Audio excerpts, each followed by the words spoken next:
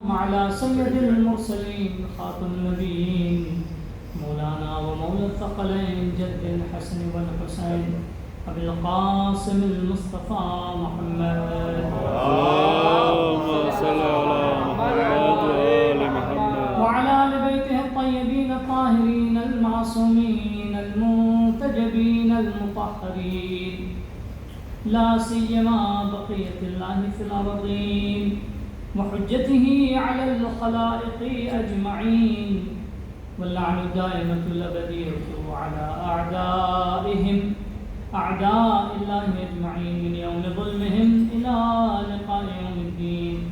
أما بعد فقد قال الله تبارك وتعالى في كتابه الحكيم وقوله الحق وهو أصدق القائلين. بسم الله الرحمن الرحيم.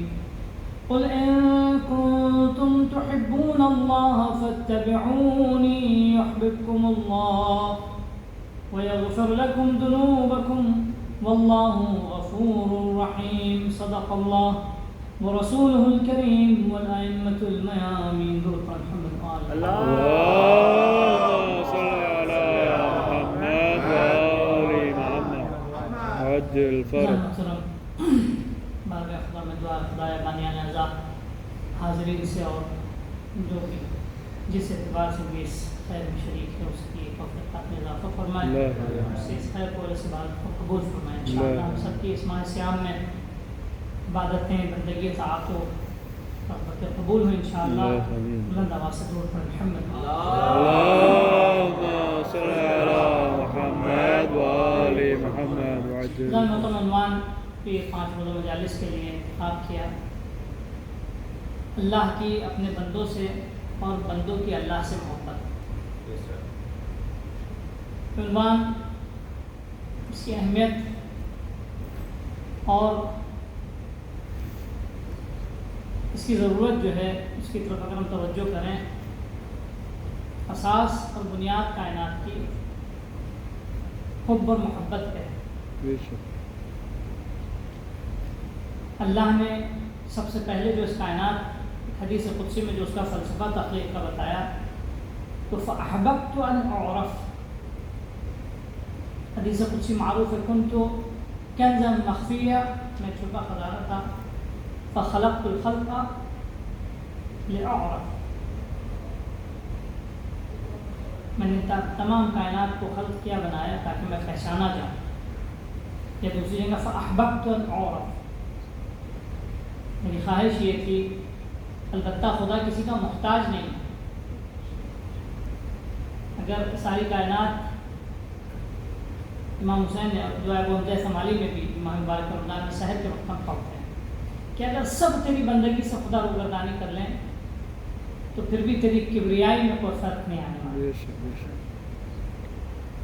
تو لیکن اساس و بنیاد کیا ہے انسان کی زندگی میں، انسان کی تخلیق، کائنات کی تخلیق. میں ایک روایت آپ کی خدمت میں بھی پیش کروں گا، پھر اپنی بات کو آگے بڑھاؤں گا. اساس و بنیاد ہے محبت. خداوند عالم نے بارہا قرآن مجید میں بھی ارشاد فرمایا کہ خدا جو ہے وہ تمہیں فائدہ پہنچانا چاہتا ہے، تمہارے لیے کرنا چاہتا ہے. آپ دیکھیے مطابق لقد کرمنا بنی آدم، ہم نے بنی آدم کو کرامت پہنچائی.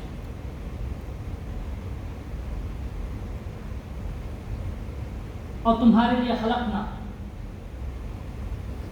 زمین و آسمان کے درمیان جو کچھ بھی تھا وہ ہم نے تمہارے لیے خلق کیا. کس لیے؟ انسان جب تک اس کے لیے کوئی عزیز نہیں ہوگا اس کے لیے کچھ کرتا نہیں. یہ ایک ایسا قانون ہے طبیعت کا جو البتہ خدا کے لیے طبیعت کا لفظ مناسب نہیں ہے، لیکن صرف کیونکہ الفاظ کی کوتاہی ہوتی ہے، مفاہیم عمیق کو. یہ مزاج خالق میں بھی یہی قانون شامل ہے اور مزاج مخلوق میں بھی.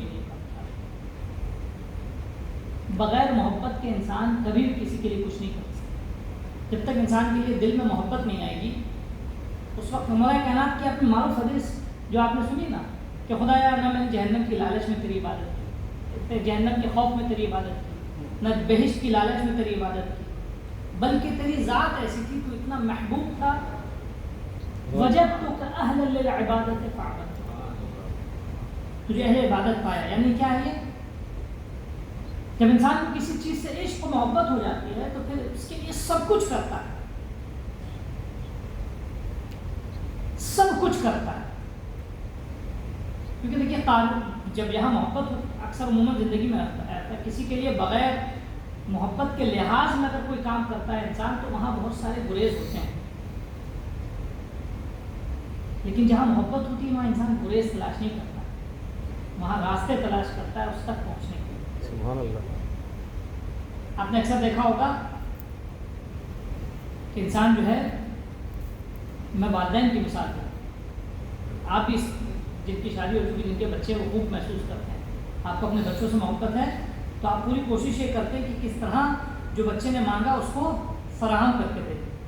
کبھی کبھی یہاں سے آپ جاتے ہیں اور بچے نے آپ سے یہ سوال کیا ابا یہ لیتے آئیے گا، تو 10 دکانوں اور 10 جمیوں میں اور 10 جو ہے وہ مال میں جا کے تلاش کرتے کہ میرے بچے کے لیے یہ مل جائے. ایسا کبھی ہوا ہے کہ آپ ایک دکان میں جا کر بیٹھ گئے ہو کہ بیٹا نہیں ملی مجھے، اگر ملتی تو لے آتے؟ کیوں آپ نے ایسا کیا؟ کبھی اس مال میں جا رہے ہیں، کبھی اس مال میں جا رہے ہیں، کبھی اس شاپ میں جا رہے ہیں، کبھی اس شاپ میں جا رہے ہیں. کیوں؟ کیونکہ اس بچے سے محبت ہے، لہٰذا انسان وہاں گریز نہیں بلکہ فراہم کرنے کے راستے تلاش کرتا ہے. سبحان اللہ. یہ عام مادی زندگی یہی حال ہے. جب تک انسان محبت تک نہیں پہنچے گا اس وقت اکثر آپ نے لوگوں کو دیکھا ہے کہ مثال کے طور پہ مولانا صاحب جیسے فرض کیا خدا نے ہندوؤں کے ہاتھ کا نجس کھانا حرام کرا، کوئی بھی نجس کھانا، خالی ہندو نہیں، کوئی بھی نجس کھانا، اگر کوئی مسلمان بھی نجس کھلاتا ہے تو اس کے ہاتھ کا بھی کھانا حرام. ٹھیک ہے. اگر مسلمان بھی نجاستوں میں ویسے ہی رہنے لگے جیسے غیر مسلمان رہتے ہیں تو ان کے ہاتھ کا بھی کھانا حرام. اگر علم ہو جائے تو حرام، اور علم نہ ہو اور آپ کو اتنا تو معلوم ہے کہ نجاست طہارت کا خیال نہیں رکھتا ہے تو اس کے ہاتھ کا کھانا مکروہ ہے. ایک مسلمان کے ہاتھ کا کھانا فقہی مسئلہ، فرض کیجئے اگر آپ کو معلوم ہے کہ وہ کھانے میں نجاست طہارت کا عام طور سے اپنی زندگی میں لحاظ نہیں کرتا، لیکن یہ کھانے میں نجس ہے کہ نہیں یہ نہیں معلوم آپ، تو یہ کھانا آپ کے لیے مکروہ. اور اگر آپ کو معلوم ہو جائے یہ کھانا نجس ہے تو وہ حرام.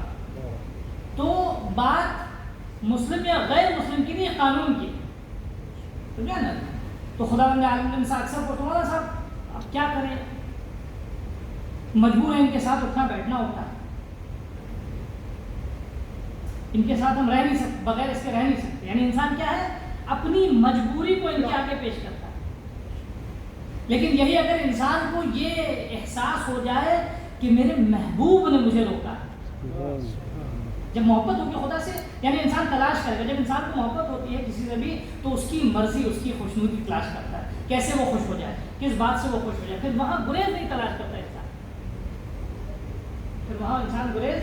تو بندگی میں سب سے پہلے جب تک انسان محبت کی حدوں تک نہ پہنچے اس وقت تک بندگی نہیں کر سکتا. اب آپ دیکھیے، آپ نے وہ مشہور واقعہ سنا نا، رسول خدا، انسان جب محبت ہوتی ہے تو پھر انسان خود کو بھول جاتا ہے. معروف قصہ، آپ نے سورج پلٹنے کا قصہ مولا کائنات کا سنا ہے. خوب بتائیے، علی سے کبھی بھی نماز چھوٹی ہے؟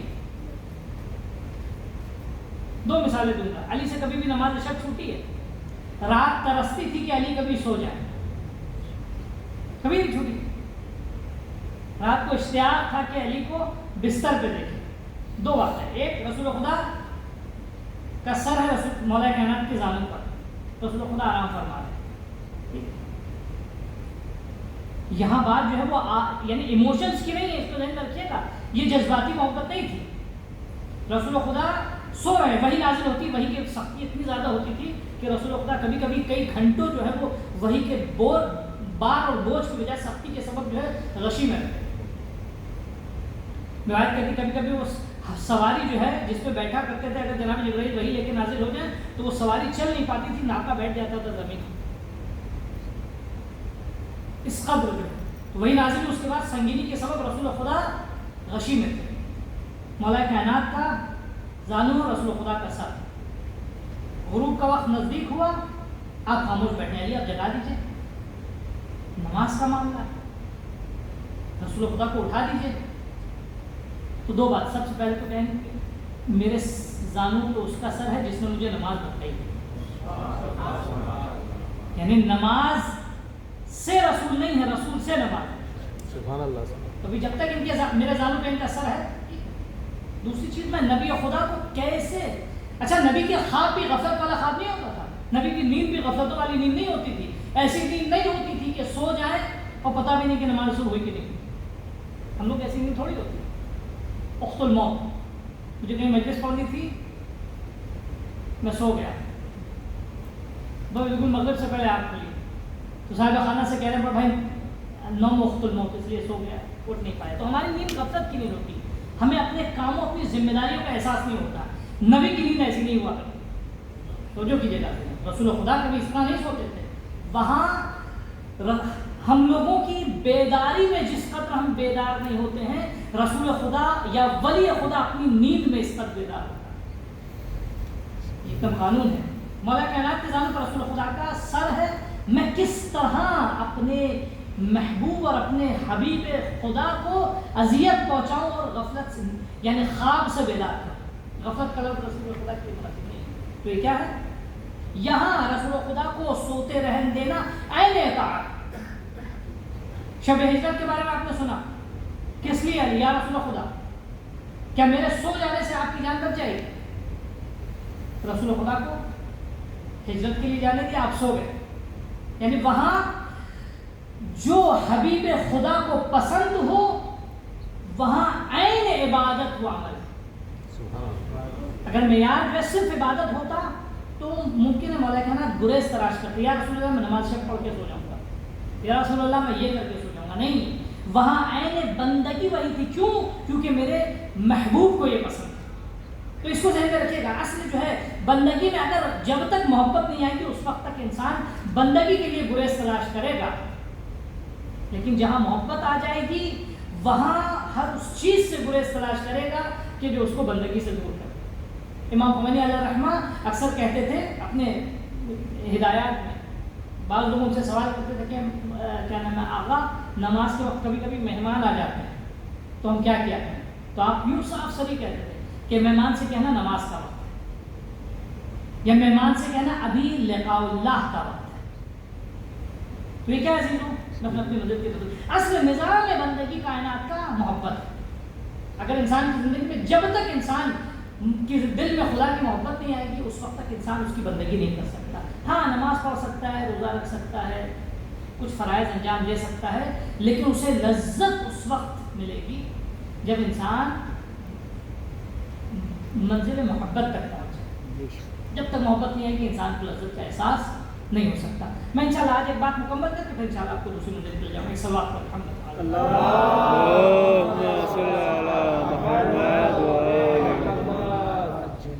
کہ انسان ہر لمحے اچھا اس محبت کا مقدمہ کیا ہے، کیسے انسان اس محبت تک پہنچے گا، کیسے کسی کے لیے دل میں محبت بیدار ہوگی.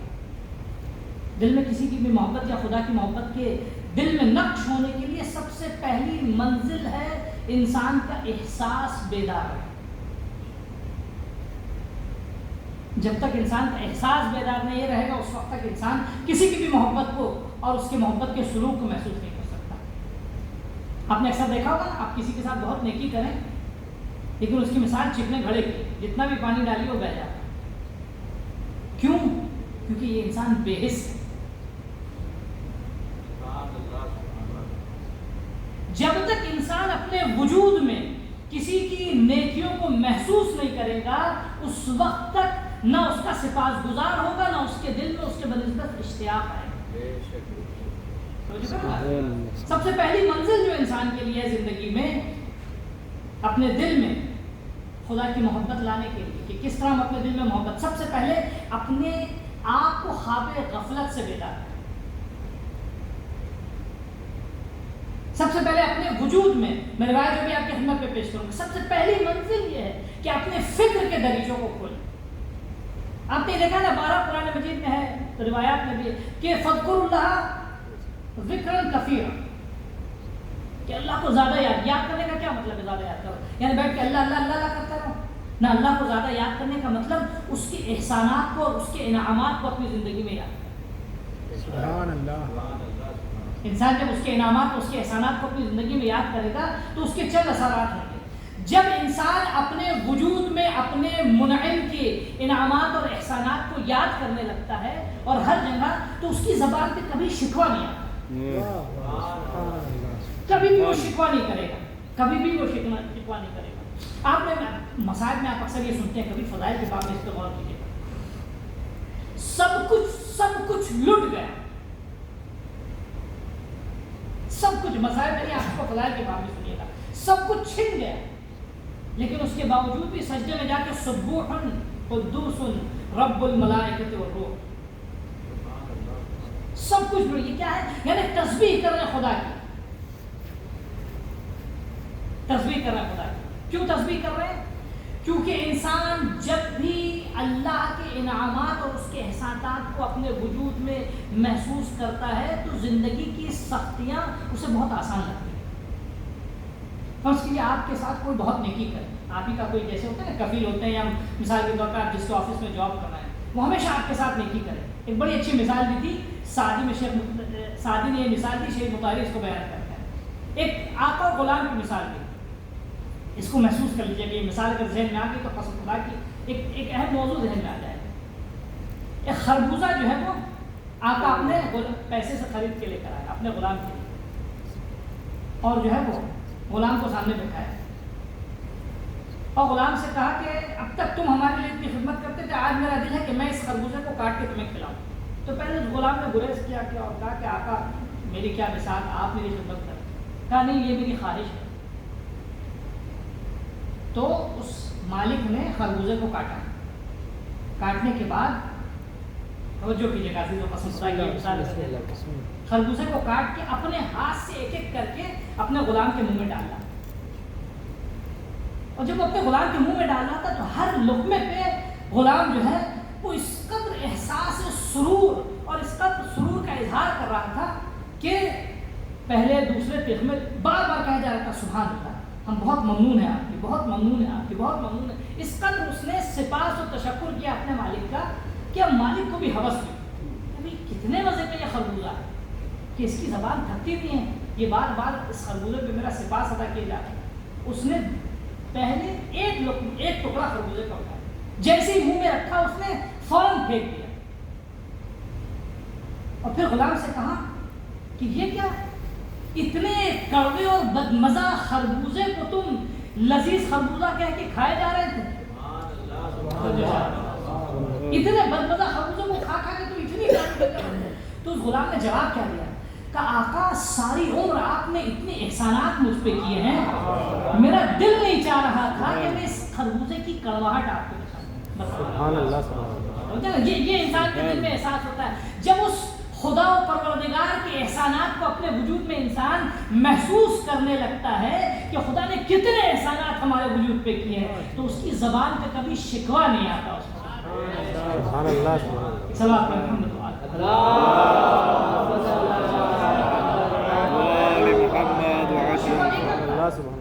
پھر وہ رنج، اس کو شکوہ کرنے میں شک یعنی شرم سی آتی کہ میں کیسے اس پروردگار کا شکوہ کروں، اس نے مجھے زندگی میں اتنا سکون دیا، اتنا آرام دیا، اتنی نعمتیں دی، یعنی جو خدا نے دیا ہے، یہ جو آپ نے قرآن میں جو لفظ ہے ان تعدوا نعمت اللہ لا تحصوها، اگر تم اللہ کی نعمتوں کو گننا چاہو گے تو ان کا شمار نہیں کر سکتے۔ یہ وہ نعمتیں نہیں ہیں جو لندن اور امریکہ میں رکھی ہوئی ہیں جہاں تک ہماری رسائی نہیں ہے۔ انسان اپنے گرد و پیش صبح سے شام تک جو ہے وہ اگر نعمت ہے خدا کا حساب کرے تو انسان گر نہیں سکتا۔ اس کے وجود کی نعمت، اس کی صحت کی نعمت، اس کی عافیت کی نعمت، ذرا سا ناک بند ہو جاتی ہے تو انسان ادھر ادھر کرنے لگتا ہے، ذرا سا دانت میں درد ہو جائے تو انسان کی راتوں کی نیند حرام ہو جاتی ہے، ذرا سا آنکھ میں مثال کے طور پہ صرف جو ہے نفخہ معدہ اگر ہو جائے تو انسان پریشان ہونے لگتا ہے، ذرا سا انسان کے جو صحیح نظام مزاج ہے اس میں ذرہ برابر بھی تبدیلی آ جاتی ہے تو انسان پریشان ہونے لگتا ہے۔ انسان جب اس دنیا میں آیا تو امام سجاد علیہ السلام فرماتے ہیں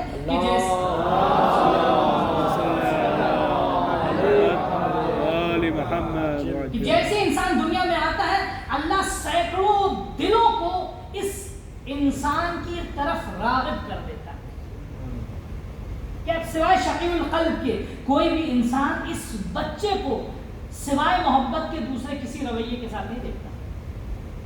تو کیا عزیزو، یہ کیا میں اصل بات جو کہنا چاہ رہا ہوں، انسان اپنے وجود میں خدا کے انعامات اور اس کے احسانات کو محسوس جب تک نہیں کرے گا، دریچہ احساس جب تک اس کے دل میں نہیں کھلے گا، اس وقت تک اس کو محبت کا راستہ نہیں ملے گا۔ اللہ کی محبت کا راستہ کا انشاءاللہ کل محبت میں کیا کیا ہوتا ہے کل اور پرسوں وہ آپ کی خدمت میں عرض کروں گا. محبت کا دریچہ یہ ہے کیسے نسخت محبت. سب سے پہلی منزل محبت کی اپنے آپ کو خواب غفلت سے انسان بیدار کرے. دوسری منزل اپنے اندر احساسات اور مادے احساس کو بیدار رکھے.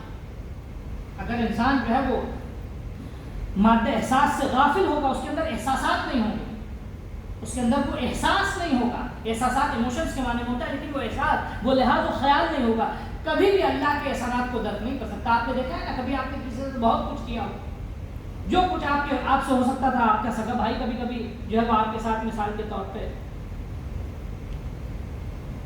رویے میں آ کے پھیر دیتا ہے. آپ نے جو کچھ ہو سکتا تھا یہاں کیا, آپ نے ساری عمر کماتے رہے, اس کو بھیجتے رہے, اپنے گھر والوں کو, اپنے دوستوں کو, متعلقین کو, ہر ایک کا پیٹ سیر کیا. آپ نے اکثر لوگ آتے ہیں کبھی کبھی اپنے اپنے شکوے بیان کرتے ہیں, دردائے دل بیان کرتے ہیں. جو کچھ آپ کر سکتے تھے آپ نے کیا, اپنے وقت کو وقت نہ سمجھا, اپنے پسینے کو پسینہ نہ سمجھا, جو کچھ کر سکتے تھے. لیکن ایک دن ایسا آیا کہ اس نے آپ کے سامنے آپ نے کیا کیا میرے, تو اس وقت آپ کے دل کو کیا ایک احساس آتا ہے کہ کس قدر جو ہے یہ بد ضمیر اور بے احساس انسان ہے. ہم نے ساری عمر اس کے لیے ختم کر دی. مجھ سے کہتا آپ نے کیا کیا کرے.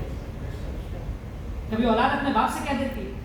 یہ کیا ہے عزیزوں, یہ اس لیے ہوتا ہے کہ انسان کا احساس مر جاتا ہے. تو اللہ آپ نے کیا نہیں کیا. لوگ اپنے گھروں میں آرام, غربت جو ہے, غریب الوطنی میں ہونا جو ہے وہ یہ آسائش کی زندگی نہیں ہوتی. انسان چاہے الغریب ہو, جو غریب الوطن ہوتا ہے, ٹھیک ہے نا, فقیر ہو, چاہے وہ کتنا بھی جو ہے وہ مالدار کیوں نہ ہو, کیونکہ اپنے وہ وطن سے دور ہے, اپنے اقربا اعزا سے, اپنی آسائشوں سے, اپنے وطن کے آرام سے, آسائشوں سے دور ہے. آپ نے ساری سختیاں برداشت کی اور اس کے بعد وہ جیسے آپ کے سامنے آ کے کہتا ہے کہ آپ نے کیا کیا میرے لیے, تو آپ کیا کہتے ہیں, اس قدر بد احساس انسان ہے, اس قدر بدتماش ہے کہ اس کو نیکیوں کا احساس نہیں ہے. لیکن اس کے برخلاف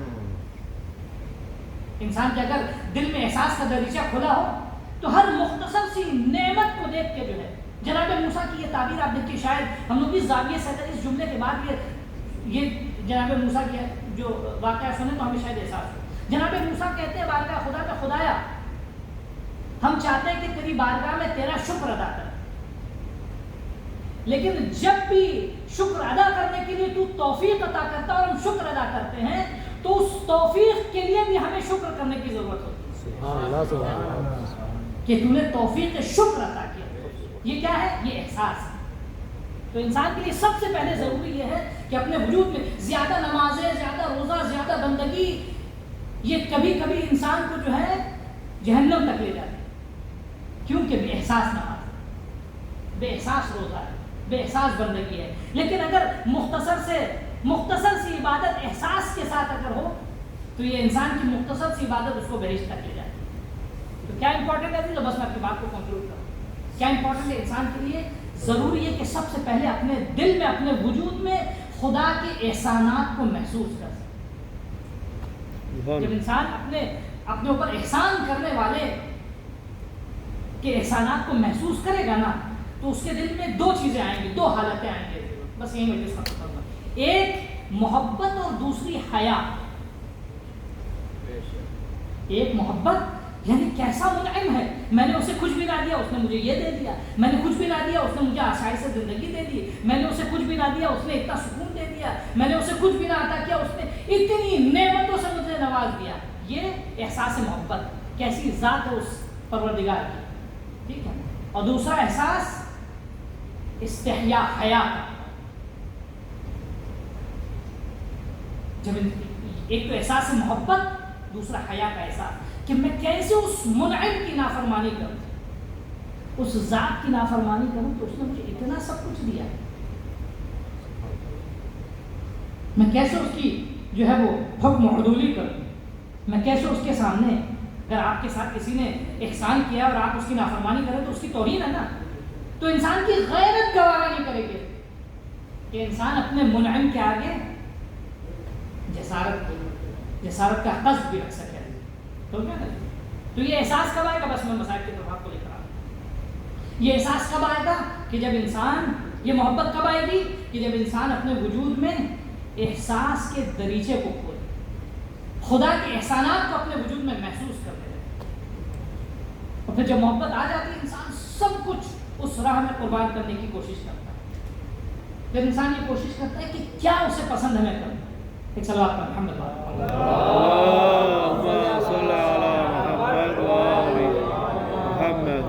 پھر انسان کوشش کیا کرتا ہے کہ کیا اسے پسند ہے میں کروں، کس طرح وہ مجھے راضی ہو جائے۔ اب تعجب کربلا میں سب کچھ قربان کرنے کے بعد امام حسین علیہ السلام کے اصحاب آ کے امام حسین سے پوچھتے تھے رضیت ابن رسول اللہ، فرزند رسول آپ ہم سے راضی ہو گئے؟ اللہ رضیت ابن رسول اللہ، آپ ہم سے راضی؟ یہ کیا ہے؟ یہ سوال کیوں ہے؟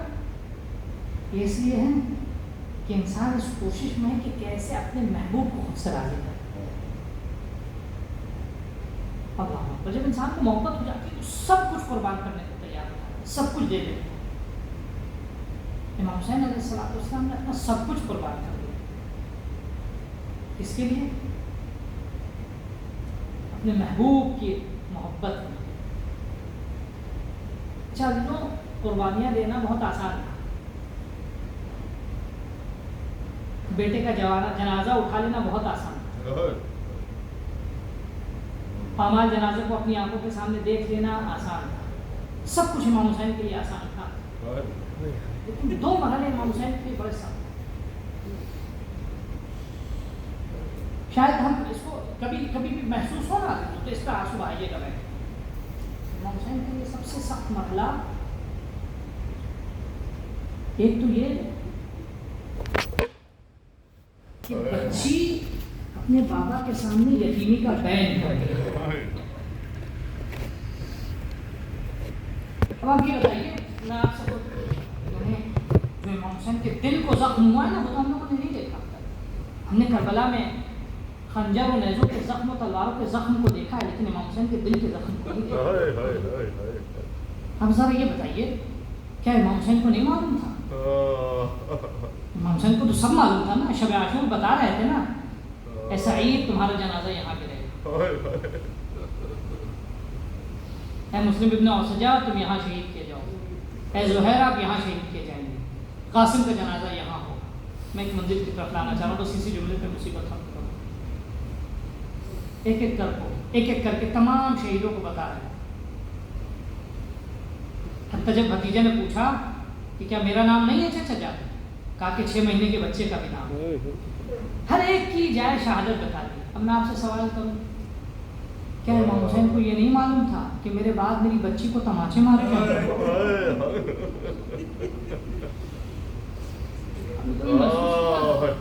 اس درد کو محسوس کیا کہ میری بچی میں چاہوں اس احساس کو دل میں۔ یہ جو آپ نے میں نے کل بھی پڑھا تھا، اشارہ کیا تھا، مقتل کا جملہ ہے کہ جب امام حسین جانے لگے، جناب زینب سے رخصت ہو لیے، بیویوں سے رخصت ہو لیے، تو خیمے سے نکلے جب بہن نے سوال بھی کر دیا، تو اب سواری کو آگے ہکار نہیں کہ چلے آگے جائیں، تو سواری آگے نہیں بڑھ، کہا کہ نانا کی گھوڑی یہ آخری سواری، بس اب زحمت ختم ہو گئی، اب اور زحمت نہیں ہوگا۔ تو گھوڑے نے اپنا سر جو ہے وہ اپنے سموں سے اپنے پیروں کی طرف اشارے سے دکھایا۔ امام نے دیکھا ایک ننھی بچی جو ہے پیروں سے لکھی اور کہہ رہی ہے کہ میرے بابا کے گھوڑے بابا کو نہ لے جائیں، کیونکہ جو بھی گیا وہ واپس نہیں آیا ہے۔ اچھا بس یہی منزل، آپ وہ جو کیفیت ہے وہ میں پیش کرنا چاہ رہا ہوں۔ امام حسین اترے، بچی کو بیٹھ گئے 2 سال، تو بچی نے اتر کے جب امام حسین روبرو ہوئے بچی سے، تو بچی نے کہا کہ یا بچے استسلمت للموت فإلى من اتکل، بابا آپ مرنے کو جا رہے ہو، اب میں کس کے سینے پہ سوؤں؟ ذرا سا اس کو محسوس کر لیجیے گا، میں اس احساس کو بیان کرنا چاہتا ہوں۔ امام حسین علیہ السلام 2 سال کو بیٹھ کر آپ نے بچی کو اپنے گلے سے لگایا۔ اب جب بچی کو گلے سے لگایا نا، تو بچی پتہ نہیں کس آواز میں بلک بلک کے رو رہی تھی، کیونکہ مکتب یہ نہیں کہتا، بچی کی آواز نہیں نکل رہی کیونکہ جس میں اتنی جان ہی نہیں تھی، بچے چیخ کے رو ہی نہیں پاتے. تو بچی پتہ نہیں کس طرح باہر لپٹ کے اپنے بابا کے سینے سے لپٹ کے رو رہی تھی کہ امام حسین نے کہا اس کو لے جاؤ. میرا دل پھٹا جا رہا ہے اس کے وجہ سے. جانتے کیوں؟ اس وقت تھا حسین کو احساس کہ میرے باپ، یہ میری بچی جو ابھی میرے سینے پہ سونے کے لیے ہو رہی ہے، اسے تماچے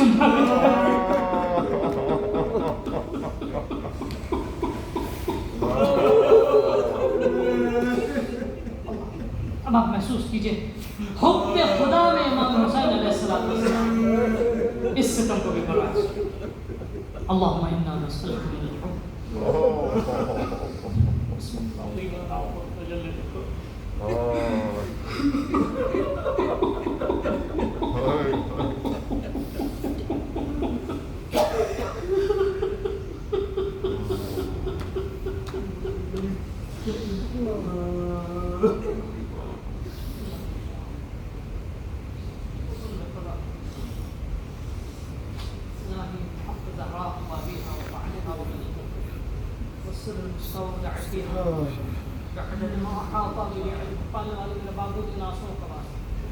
اس ذکر کا واسطہ خدایا ہم سے اس ذکر کو قبول فرما.